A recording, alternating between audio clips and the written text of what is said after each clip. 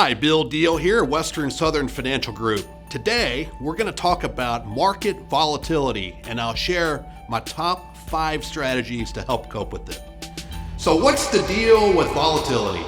Well, let's get a couple basic concepts out of the way to start. The term market volatility is a reference to how much movement there is in the financial markets. And when the markets are more volatile, it means that there's more uncertainty because security prices are fluctuating up and down.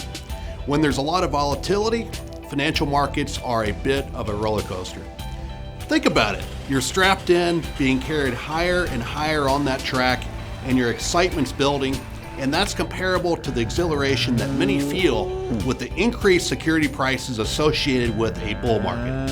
Then what happens? You hit the apex, gravity kicks in, and you're free falling through a steep market decline, and you don't know when it's going to end.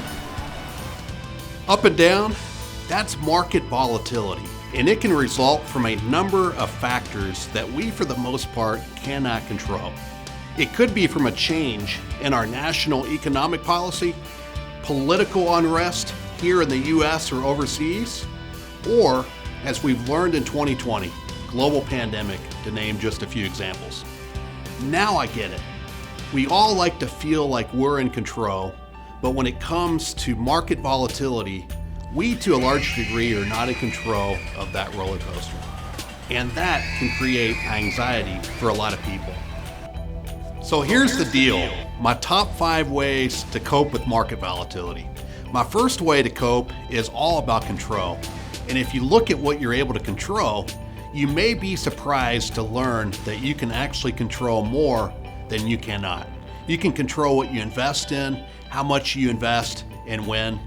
You control when you retire, and you control how much you spend, and this is especially important if you're already retired. But overall, if you can examine what you can control, you may be less anxious when the markets become volatile.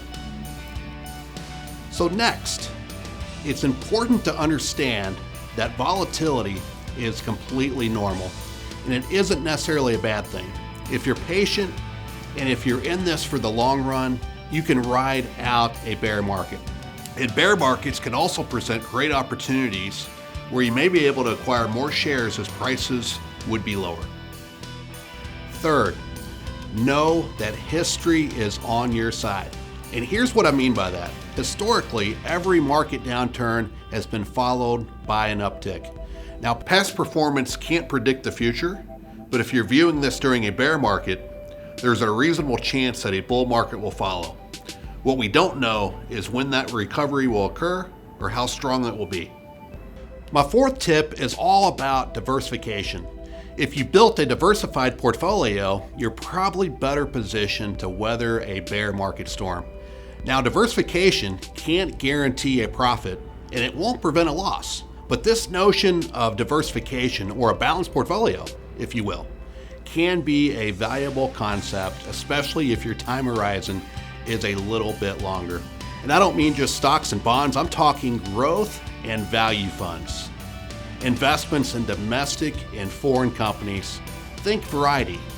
It's the spice of life, right?